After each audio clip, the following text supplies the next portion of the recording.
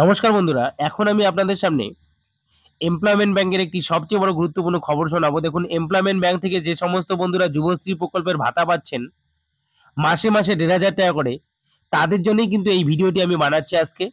অনেকেই কিন্তু চিন্তিত হয়ে পড়ছেন যে ৳১৫০০ করে এখনো যে মাসে, মাসে দেওয়া হয় যুবশ্রী প্রকল্পের, অনেকদিন ধরে টাকা দিচ্ছে না।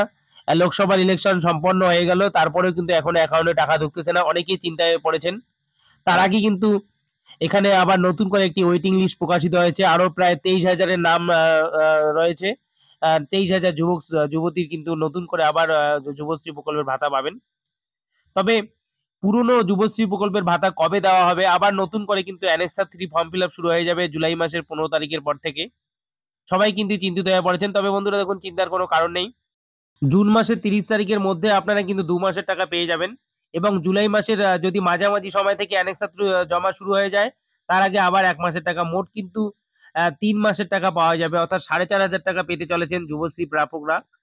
অবশ্যই আপনারা পেয়ে যাবেন। আর কয়েকটা দিন অপেক্ষা করুন।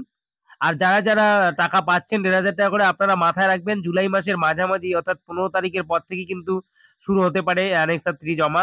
আপনারা সবাই কিন্তু মোবাইলে মেসেজ পেয়ে যাবেন। যারা নতুন করে যুবশ্রী ভাতা পাচ্ছেন তারাও কিন্তু অ্যানেক্সার ৩ অবশ্যই জমা করবেন। অর্থাৎ যারা ৳১৫০০ করে মাসে, মাসে পাচ্ছেন তাদের সকলকেই কিন্তু অ্যানেক্সার ৩ জমা করতে হবে।